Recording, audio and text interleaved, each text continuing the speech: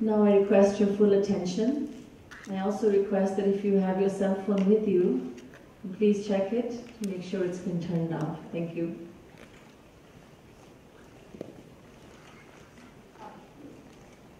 One day, Narad Muni went to Vrindavan. When he went there, he saw Premanand flowing everywhere in the lanes of Vrindavan. And he started to cry. Lalita Sakhi asked, Babaji, why are you crying? He said, the bliss of Krishna's love is flowing so freely, everywhere. And it's for the taking. I'm crying for those who will never receive it. I'm crying for those who will never taste this unlimited, everlasting, and ever-increasing nectar of Krishna.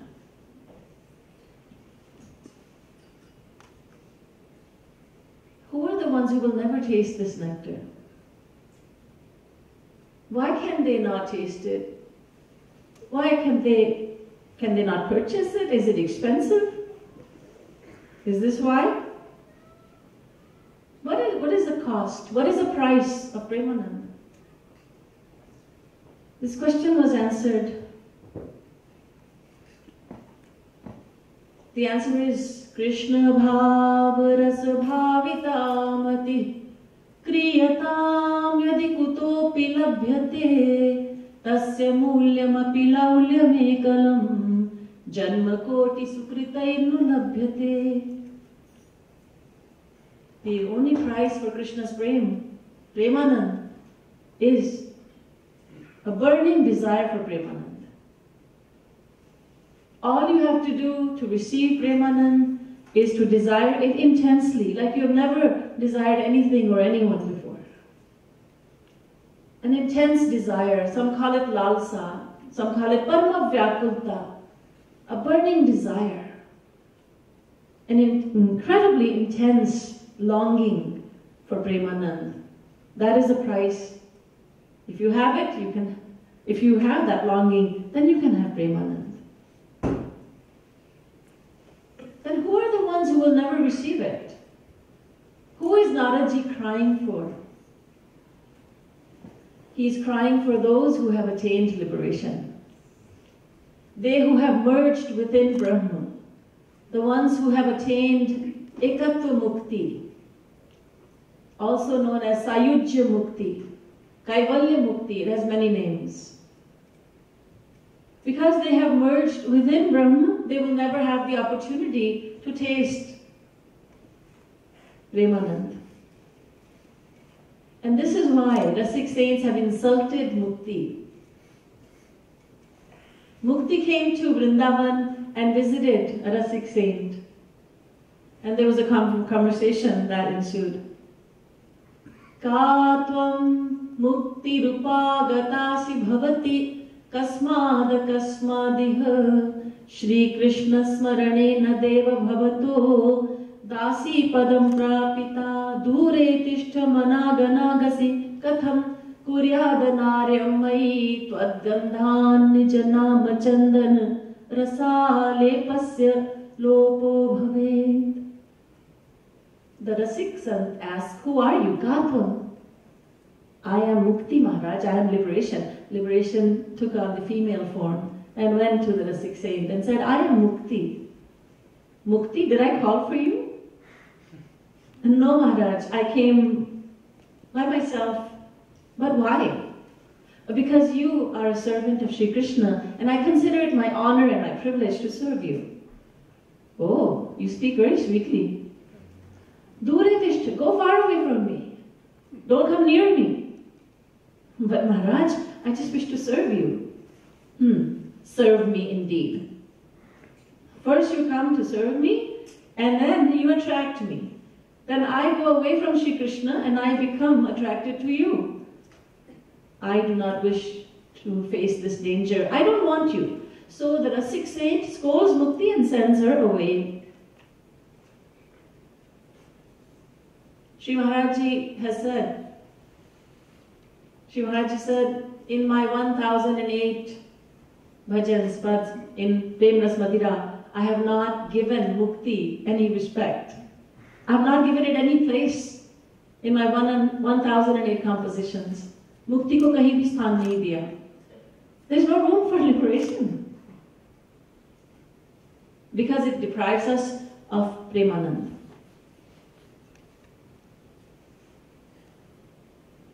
To attain Premanand, we need to practice bhakti. And there are two types of bhakti. You have heard this many times.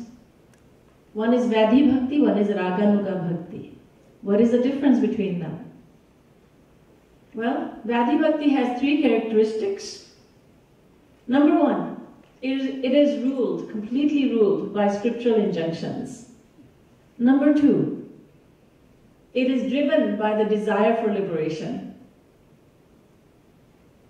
And number three, it is driven by fear of hell. Three characteristics. It's ruled by scriptural injunctions, it is motivated by a desire for liberation, and it is driven by the fear of hell. First of all, scriptural injunctions. Scriptures say, now you must sit in this way, and now with your right hand you must take this and offer it at the lotus feet of the Lord. All right, I'm doing this. And now you must take a flower and offer it. Take the red flower, not the white flower. Now you must break a coconut. Now you must offer it to God. Now you must offer water. Now you must offer milk. Today's Ekadashi. You're not going to eat grains today. That's a no-no. There are certain things you must not eat on Ekadashi. You're supposed to be fasting. There are so many rules and restrictions. There's so many, they're called vidhi. And Vadhi Bhakti is a slave of these scriptural injunctions. And then one who practices Vadhi Bhakti He's motivated by the desire for liberation. I'll attain liberation in the end, and so I should practice devotion to Krishna. And I'm afraid of being sent to hell after death, so I must practice devotion. These are the three characteristics of Vaidhi Bhakti. The Raganuga Bhakti is totally different. It has two characteristics. One is extreme love, a natural love for Shri Krishna. Spontaneous love.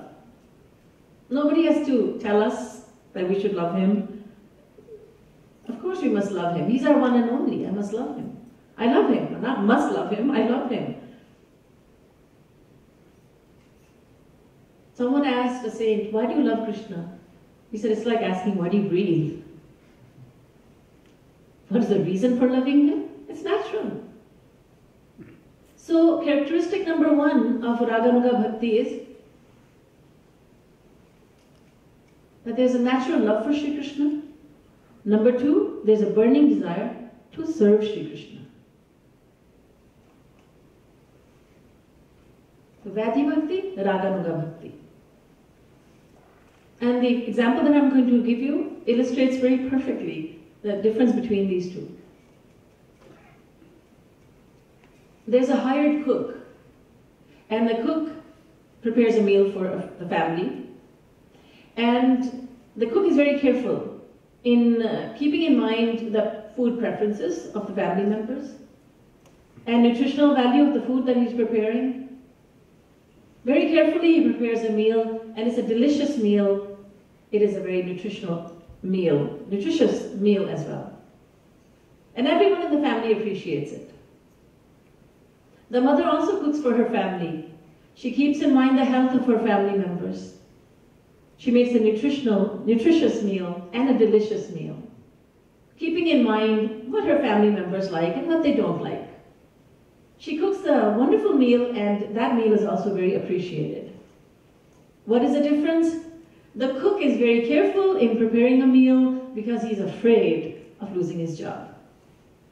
If I don't cook a good meal, I might be out of a job very soon, and then how will I support myself and my family members? And also there is a desire for a raise.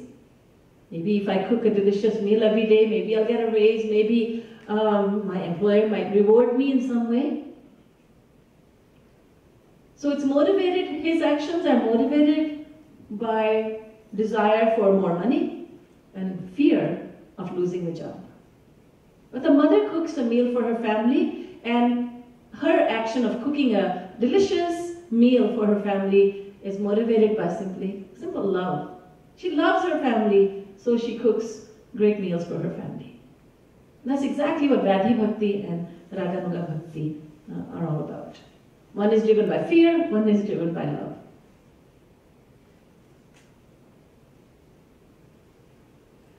So, in Raganuga Bhakti, there are no small rules and restrictions. You've heard this many times. Basically, tasmat kenupayena yena kena prakarena manah krishne niveshayet, says Bhakti Rasa Mrit Sindhu. And the Bhagavatam also says similarly, tasmat kena upayena manah krishne niveshayet. It doesn't matter which method you employ. Employ any method that will help you think about Krishna lovingly, and that method is fine. Sri Maharaji has told us a true story from his own life when he was 16 years of age. This would be around 1938. He disappeared into the wild jungles of Shradbhanga Ashram in Chitrakoot. These days, that place is very civilized. You will not be afraid to go there. There are roads going through there. In 1938, in those days, it was a very wild jungle inhabited by ferocious animals such as lions and tigers. Why did Maharaji go there? A very good guess is that he went there to grace sadhaks, very evolved sadhaks who never come out in civilization. So he had to go there to grace them, to give them his darshan. He was only 16, remember that. So Sri Maharaji tells of a time during his stay in those jungles, during his wanderings in the jungle, that he came upon a very old man, old Babaji. And that Babaji, Sri Maharaji watched him for half an hour. And the Babaji, what was he doing? He had a mirror on one hand and a comb in the other. The mirror was a cracked mirror that he would have found from somewhere. And the comb had many missing teeth in it. Sri Maharaji watched him intently. What was he doing? He was combing his hair, passing the comb through his hair, his matted locks really, just passing, trying to pass the comb through his matted locks. Then he would look at the mirror, look at his face in the mirror. Then he would look around, and then he would fall down saying, "Ha Priyatam, oh my beloved." He would say this again and again. He would fall down, then he would compose himself. He would again pass the comb through his hair. He would look in the mirror. And this went on for half an hour. And when Babaji became normal, Sri Maharaji went to him and asked him, "What are you doing?" After some time, Babaji, this wonderful devotee, answered Sri Maharaji. He said, "I am waiting for my beloved. He must be coming any minute now. And I always wish to be ready for him. Think, how would he feel when he comes and my hair is disheveled? So I'm always trying to look my best. I'm always trying to comb my hair, keep it well kept, well combed, in case he comes. When he comes, he will be happy looking at me with good-looking hair." Sri Maharaji says, is there any heart that would not melt hearing this? Such a wonderful, wonderful method of practicing devotion. So sweet. And yet, is this method written anywhere in the scriptures? Well, you see, first you take a mirror, then you take a comb, and then comb your hair, then look in the mirror. What kind of sadhana is this? Tasmat kena pipayena manah krishnene veshayet. As the Bhagavad Puran says, it doesn't matter which method you employ, as long as your mind becomes attracted to Sri Krishna. That's all. So Raganuga Bhakti is so simple, so easy to practice. But before we can practice devotion, there are two steps that we need to take. And Rupa Goswami tells us about, gives us a sequence. Go step by step, he says. Adau Shraddha Tata Sadhu Sangotha Bhajana Kriya. He says, first of all, have Shraddha in your heart. Secondly, associate with the Sant and Guru. Thirdly, Bhajana Kriya. Start practicing devotion. Don't just go and practice devotion like that. We've done that countless times. We've done it haphazardly. How are you practicing devotion? What do you do? What is your sadhana? I read Sundarkand from the Ramayana. That's my sadhana. I just recite the words. And how do you do sadhana? I read the Hanuman Chalisa every day. How do you do sadhana? I observe a fast every Monday of the week. How do you do sadhana? I offer flowers and water and milk, and I don't drink my cup of tea, first cup of tea in the morning, until I have lit a lamp in front of God.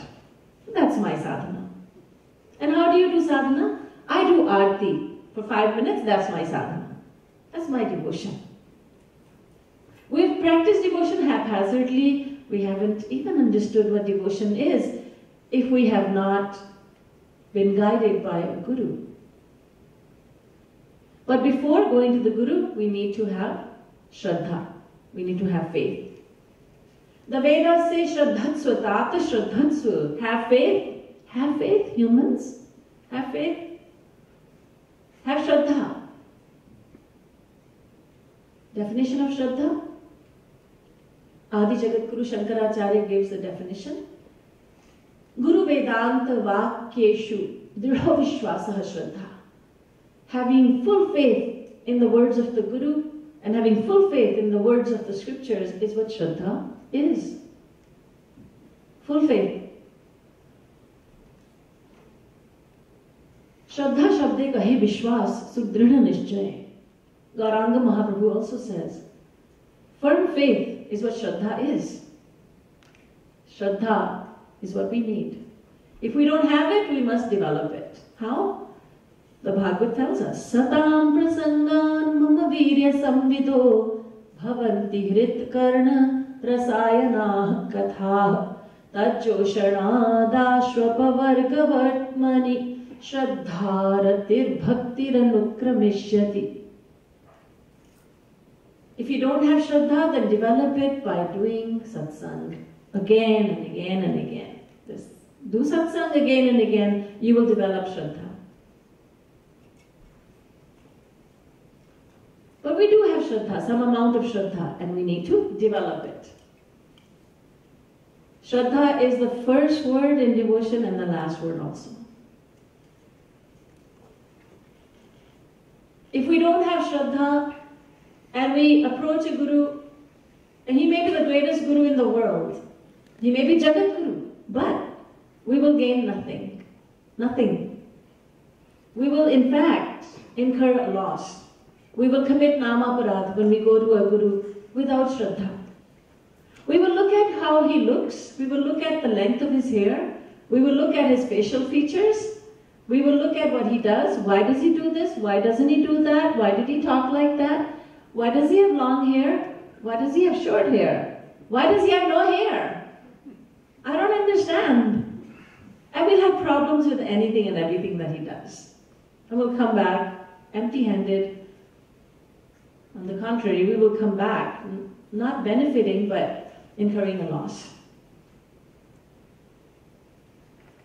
Shraddhaya Deham. When you give charity, give it with Shraddha. Shraddha is so important. When you chant the name, do it with Shraddha. What kind of Shraddha? What kind of faith? Faith that God lives in His name. That's Shraddha. This faith, Shukdev Paramhans had.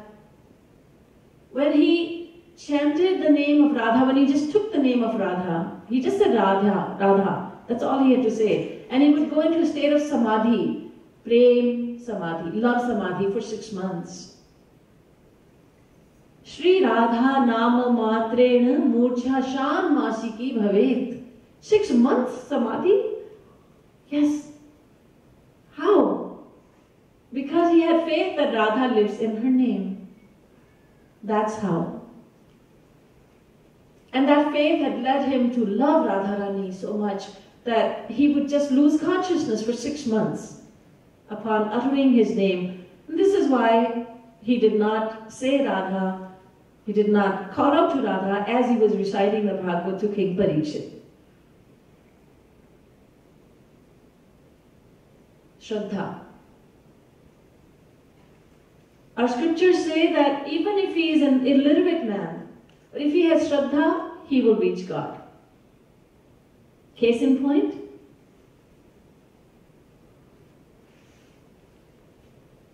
a dacoit, Daku, a murderer, who later became a saint, Valmiki. Ratnakar was his earlier name. Narad Muni came to him and explained to him that he was committing so many sins, he needs to atone for his sins. That made sense to Ratnakar, and he said, what do I do? What do I do? Narad Muni said, say Ram, Ram, Ram. Utter the name of Ram. Say Ram. Ratnakar said, Mara. No, Ram. Mara. Ram, Ram, Ram. Mara, Mara, Mara. Oh, your sins are too many. You have committed too many sins. Bhagwan will not allow you to say his name. Never mind, just say Mara, Mara. Keep on chanting Mara, Mara, Mara, Mara until I come back. That is the instruction of the Guru. That's it. No ifs, buts or maybes. The Ratnakar Daku sat down and he chanted Mara, Mara, Mara, Mara, Mara, Mara, Mara for years and years and years. Termites took over his body. They made his body their home. But because he had unbreakable and unshakable faith in his Guru's words, he became God realized. His guru, Narad Muni, gave him God realization. Here you go. In one single life, Ratnakar Daku, the murderer, becomes Sage Valmiki. It's incredible. All because of faith, all because of Shraddha. So, Yashcha Mudhatamo Loke, Yashcha Buddhe Parangata. There are two kinds of people who can attain God. One is the fool who does not even know how to write his name. He's illiterate. He doesn't know anything. And the other is on the other end of the spectrum. He is so knowledgeable that he puts his knowledge aside and he says, now I must love God. This knowledge is just a little droplet of that knowledge that God has, and I have this knowledge due to His grace. He throws that knowledge away in the Gangaji, and then he practices devotion. These two individuals will attain God, says Bhagavad Mahapuran. The man in the middle, and that would be all of us, the man in the middle is in trouble because he cannot forget that he knows something. But how can I forget that I have a BA? I have an MA. I have a PhD. Really? I have a double PhD.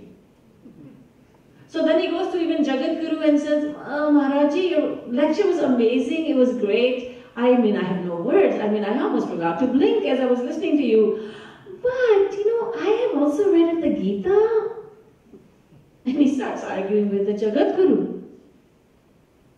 It was amazing. What you said was amazing. However, how can it be? But the thing is, how can I live in the world and practice devotion? That's the man in the middle. But the one who has faith, he crosses the ocean of Maya. He attains God realization. When he surrenders to a Rasik saint, he receives Premanand, the sweetest bliss. Shraddha. And then approach the Guru. First, fill your heart with Shraddha, collect the flowers of Shraddha, go to the Guru, offer those flowers at his lotus feet. And then the Guru will work wonders. Otherwise, Tulsidas Ji has said, Murakh hriday na chet, yadi Guru milahi viranchisam, phulahi phalahi na ved, Yadapi sudha barasahi jalad. If he is devoid of Shraddha, if he does not have faith, then even the greatest Guru, even if Viranchi, Brahma, comes down in the form of a Guru, then even that Guru cannot do anything for the fool who is lacking faith. A shower of nectar is falling from the heavens, but the bamboo tree will not bear fruit or flower. Tulsidas Ji gives the analogy of the bamboo. When we go to a Guru with Shraddha, then the Guru can give us the spiritual goods. He can start giving us Premanand, not before that.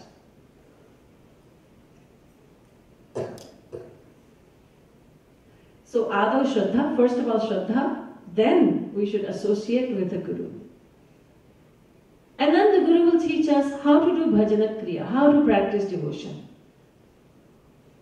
Let's say you have a machine, and that machine is worth a lot of money, and all of a sudden the machine stops working one day. You have no idea how to fix it. So you make a phone call the expert comes, and it takes the expert all of 4 seconds to fix everything. He connects one wire to the other, and he says that will be $500. He's an expert. He knows what to do. The machine starts working. It's like brand new once again.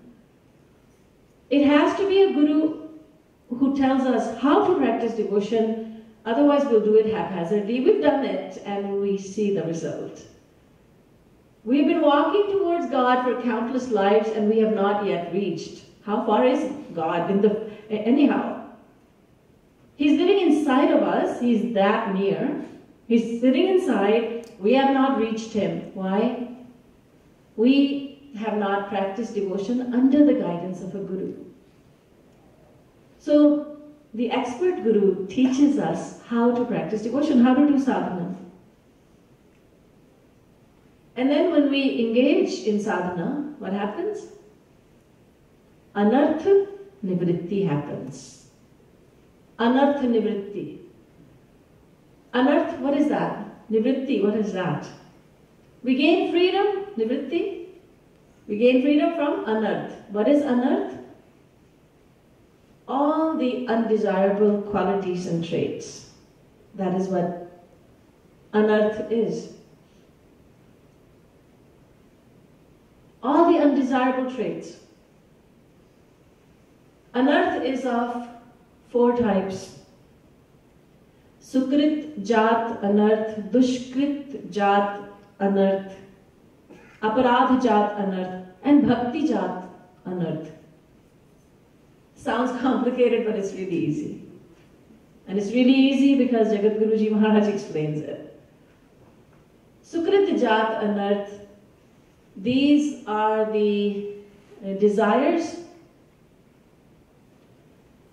the desire that man has in his heart to attain the pleasures of Swargalok, celestial abodes. When we practice devotion under the guidance of a Raganuga saint, then this desire is gone forever. It's destroyed. We no longer will have this desire.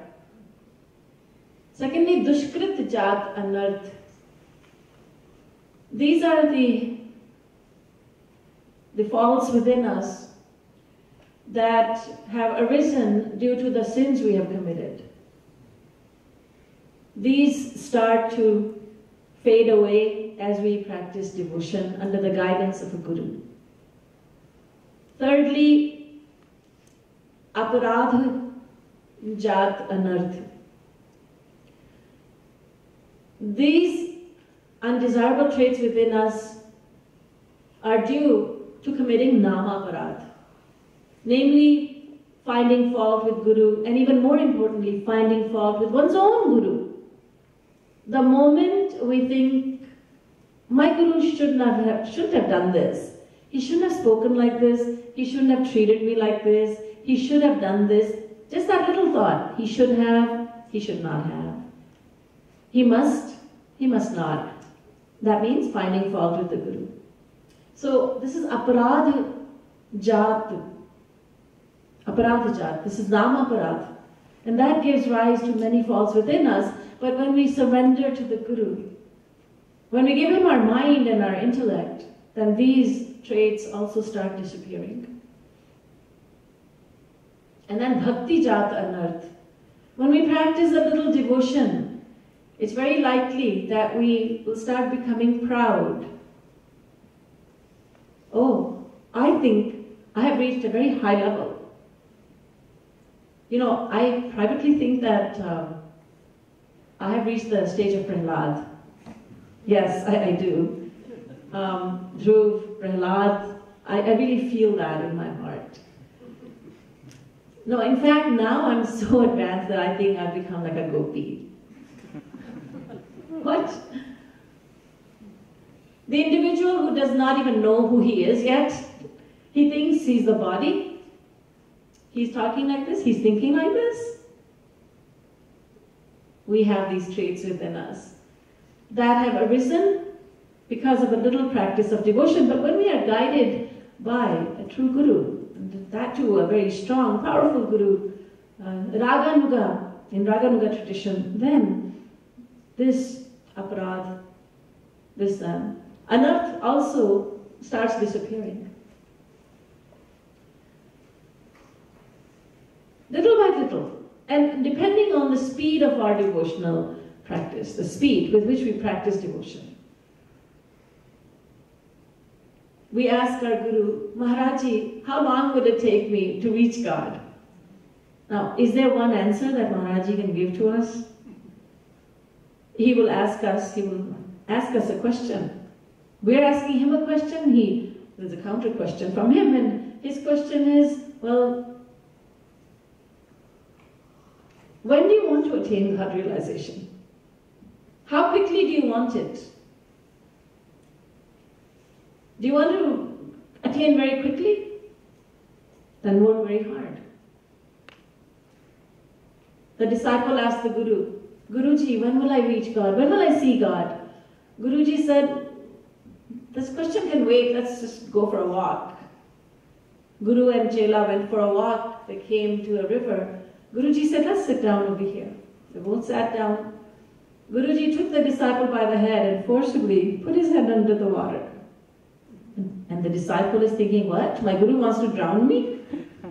And he kept the disciple's head under water for a long, long time. And then the disciple started moving his head like this, as if to say, I need oxygen. Guru took the disciple out of the water, took his head out of the water, and the disciple asked, Guruji, why did you do this to me? Are you trying to kill me? No, no, no, why would I kill you? I'm just trying to answer your question. What question? When will you see God? That's the question. Now you have the answer? What? Son, how did you feel when your head was underwater? Oh, Guruji, I was desperate for air. Desperate for air. Desperate for oxygen. And that is your answer. That is your answer. When you become as desperate to see Krishna, then you will see Him. Then you will attain Him. Not a moment before that. How can the Guru tell us when we will reach God realization? A disciple asked Sri Maharaji, a Satsangi asked, Maharaji, when we all die, all the sadhaks that are under your care, when we all die, will we all, go up there? Sri Maharaji said, what a wonderful question. What have you learned from me? Sri Maharaji asked, what kind of question is this? You didn't even ask for yourself, just one person. You asked for everybody, the whole group, the whole crowd. Would we all, Even if everybody dies together, everybody's going to go to different places. What is in our heart, that will take us wherever we are heading. So when we practice devotion under the guidance of Guru, then anartha start disappearing. All the undesirable traits and qualities start to disappear. But we must be very careful to not go away from that Shraddha. We cannot lack Shraddha. We cannot lack faith. We must do exactly what the Guru says. There was a disciple, and he said to his Guru, Guruji, when you ascend to Golok, and that Singhasan, that throne comes for you, you'll go with so much respect. Guru said, yes, one day I will. Well, may I hold on to the legs of the Singhasan? Would you mind, Guruji, if I went up there with you? Guruji said, I don't mind. So the day came, the Singhasan arrived, Guruji sat on the seat, and the disciple said, may I? Guruji said, I told you already, go ahead. So he hung on to the legs of the Singhasan. Now the Singhasan is ascending. And sometime later, the disciple asked, Guruji, yes? I'm wondering, how big are the cows in Golok? What? What is the size of the cows in Golok? What a foolish question. We'll get there just now, you'll see for yourself. Be quiet. Yes, Guruji, sorry. Sometime later, Guruji, I'm really curious. Are they the same size as they are on earth? Guruji said, I told you, be quiet. But this curious disciple could not contain himself. He didn't listen to his Guru. He said, Guruji, they must be this big, right? And he came crashing down. And that's what happens to us. We come crashing down when we lack faith. We must do exactly as the Guru says. Prahlad asked a pig, you want to go to Golok? The pig was munching on garbage, waste matter, and the pig says, okay, okay.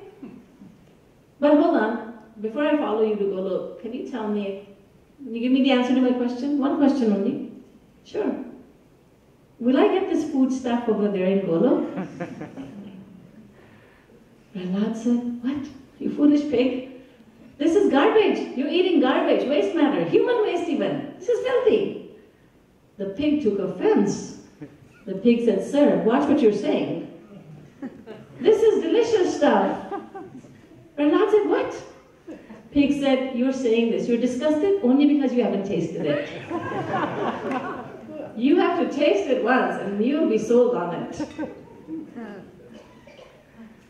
So if we keep on thinking what we are used to thinking, Guruji, you're right, but I have done this devotion my way for 25 years.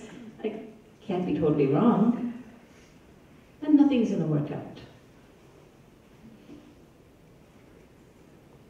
So the very first thing is Shraddha. Ado Shraddha, Tata Sadhu Sangha. Thirdly, Bhajana Kriya. And then, what happens next? Rup Goswami Ji reveals in Bhakti Rasamrit Sindhu, then what happens next is Nishtha. Nishtha means that now we become steadfast in devotional practice. We just improve. We're just improving step by step. Nishtha takes place.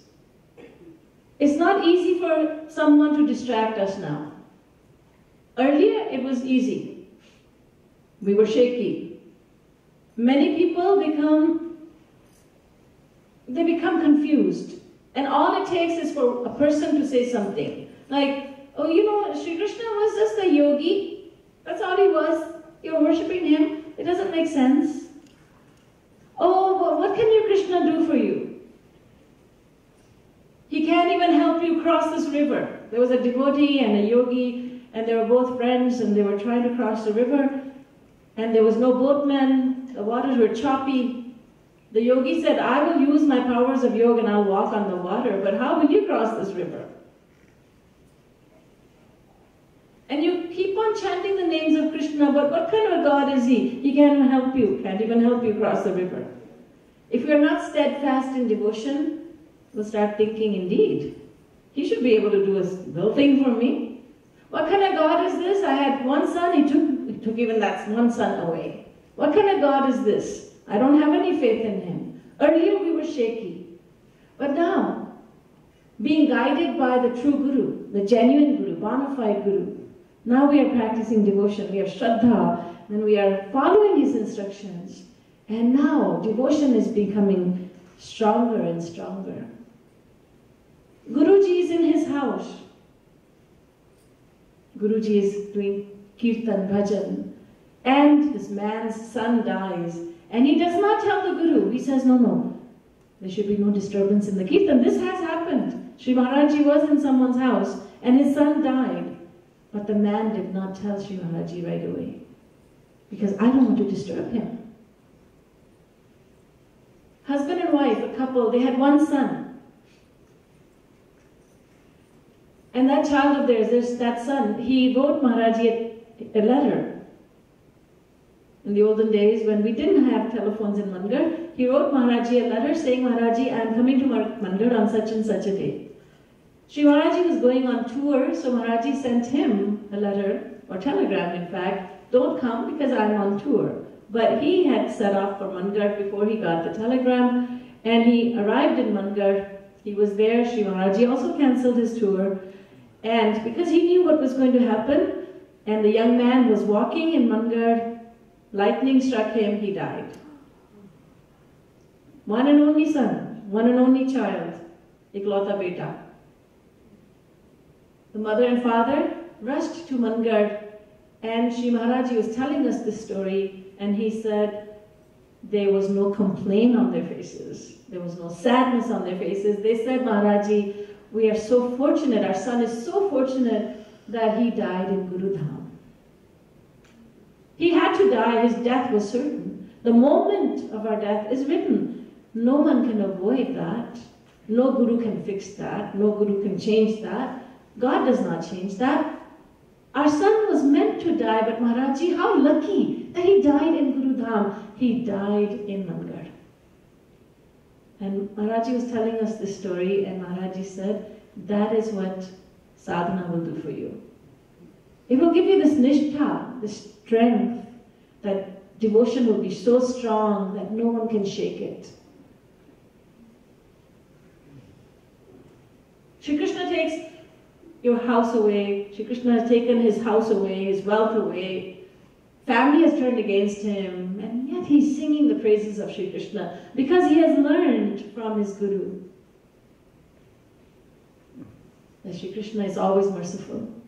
His ways are mysterious, and we should not be trying to understand his ways. We should just accept his ways because he's our well-wisher. Nishtha will come about when we are practicing, when we practice devotion properly, when we are practicing Raganuga Bhakti under the guidance of an expert Guru. Nishtha. And then a ruchi will develop. An interest. I am interested in taking the name of God. Many people go to someone's house. Well, you know, Mr. and Mrs. Gupta invited us. Let's show our faces there. Because we will be having puja at our home also next month. We want them to come. And then Mr. and Mrs. Gupta, we are here. The last 20 minutes of the satsang. We want to let you know we are here. Please write down our name in the attendance sheet. Please put a tick mark that we did show up. Not attending satsang like that. Not with some hidden agenda. But just because I am interested, I want to be there. You're having satsang? I'll be there, absolutely. Or maybe you have some other plans. Oh, nothing important. Nothing more important than satsang. A great interest in taking the name of God. It's not forced, it's natural. With the grace of the Guru, that interest is developing. It is developing.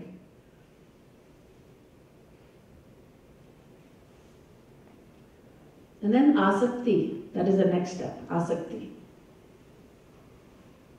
Great attachment to anything that has to do with Lord Krishna. Oh, I love Vrindavan. I love Vrindavan. I love anything to do with Sri Krishna, my beloved.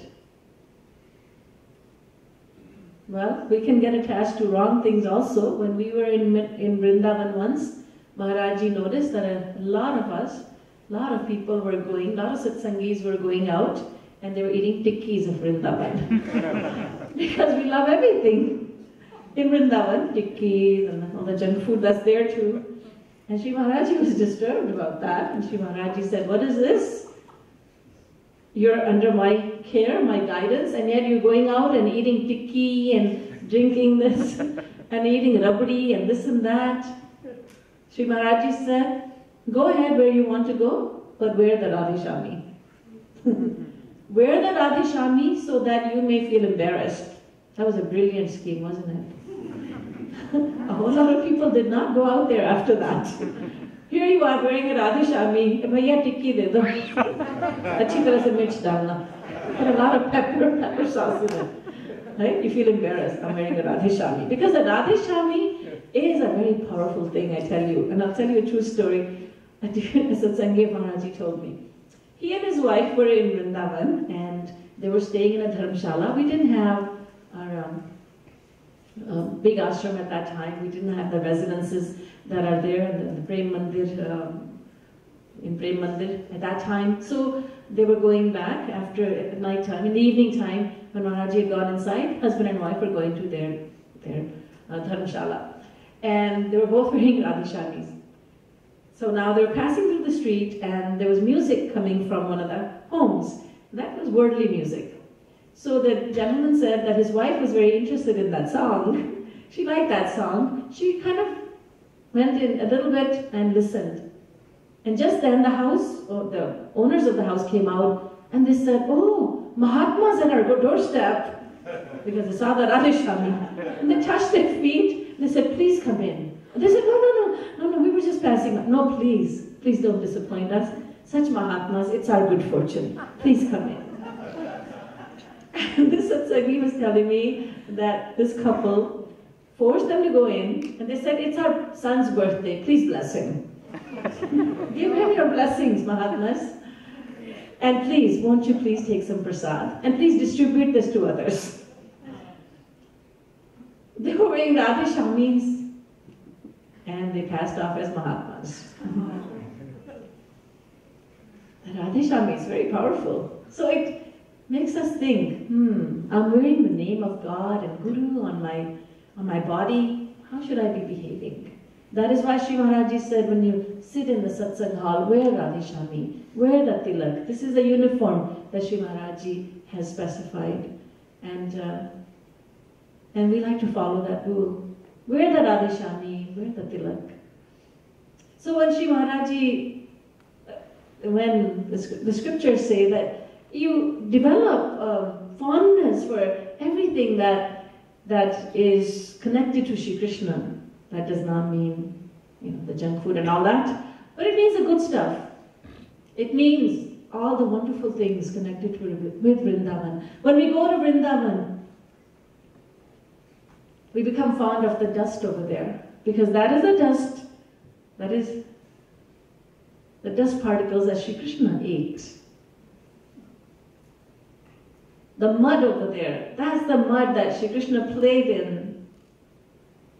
Many people bring those laddus made of sand from Brahmanda Ghat because Shri Krishna ate that. So now they're laddus, and they like to taste a little bit of that as Mahaprasad. So the great fondness is developed within the heart for anything connected to Shri Krishna. I love to hear his names. I love to hear his pastimes being told. I love to read about him. I love to hear about him. I love to sing his songs. All this happens. We are still in sadhana bhakti, but that bhakti, the level is improving. It is increasing. We feel it. And of course, that love should be kept a secret. Remember the bhakti jat anarth. That is, that if we practice a little devotion, we are likely to become proud. So now, that has gone away. We don't become proud, but we do notice that there is an improvement. Sometimes we say, I don't see any improvement. That's not true. We all see some improvement. If we are following, if we are doing sadhana as told by Sri Maharaji, we have to experience some improvement. Yes, perhaps you're saying it because you're humble. That's good. Hide your love. Gopaniyam, gopaniyam, gopaniyam prayatnatah. Hide your love, hide your love, hide your love. Because the more the gas collects in the pressure cooker, the quicker the food will cook. The rice will be cooked very quickly because there's a lot of gas in that pressure cooker. So when there's a lot of love in the heart and it's being kept a secret, then you're going to make more of an advancement. If you talk about it, well, you know what, I regularly cry for Shri Krishna. I mean, I cried for him for 2 hours yesterday, I'll tell you that much.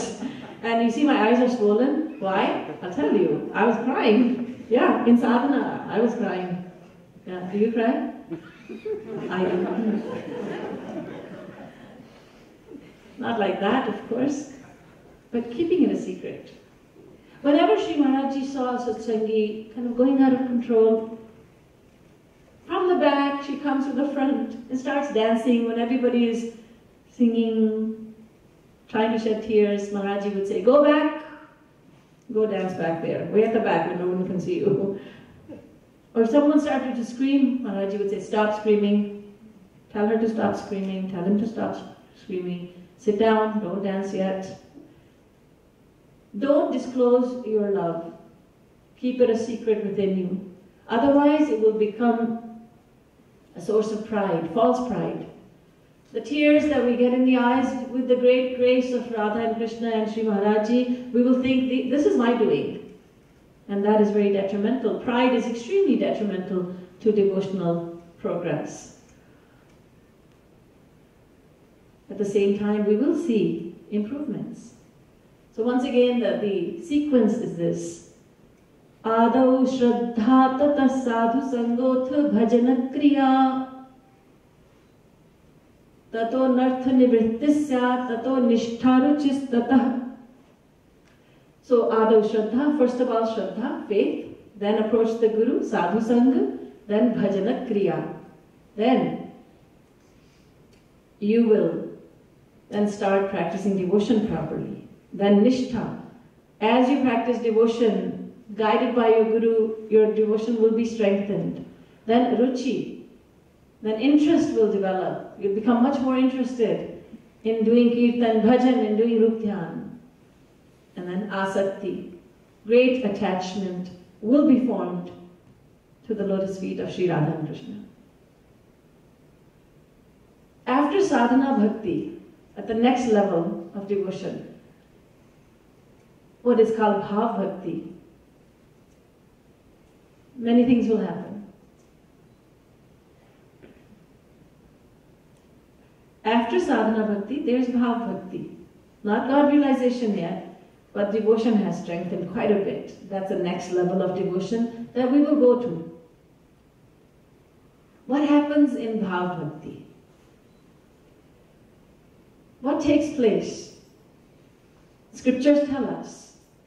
Saints tell us. Saints such as Rupa Goswami, they tell us what happens in bhav bhakti. Because in case we think to ourselves, am I in bhav bhakti? Have I reached there yet? Or am I still in sadhana bhakti? In case there's a doubt, we should find out what happens in bhav bhakti. And that is my topic for my next talk. What happens in bhav bhakti, the characteristics of bhav bhakti. With the divine inspiration of Jagat Guru Sri Kripaluji Maharaj, our beloved Guru Dev, I'll be disclosing bhav bhakti characteristics in the next talk. Boliye Vrindavan Bihari Lal ki Jai. Srimad Sadguru Sarkar ki Jai. Jai Jai Shri Radhe. Jai Jai Shri Radhe. Jai Jai Shri Radhe. I would like to conclude with Kirtan.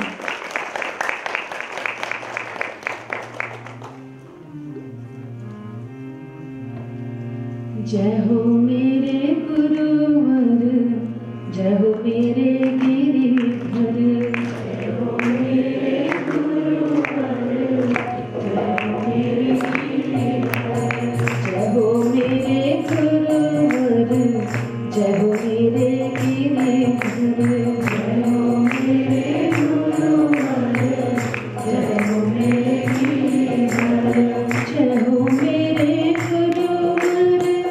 जय हो मेरे गिरिधर, जय हो मेरे गुरुवर, जय हो मेरे गिरिधर, जय हो मेरे गुरुवर, जय हो मेरे गिरिधर, जय हो मेरे गुरुवर, जय हो मेरे गिरिधर, जय हो मेरे गुरुवर, जय हो मेरे गुरुवर, जय हो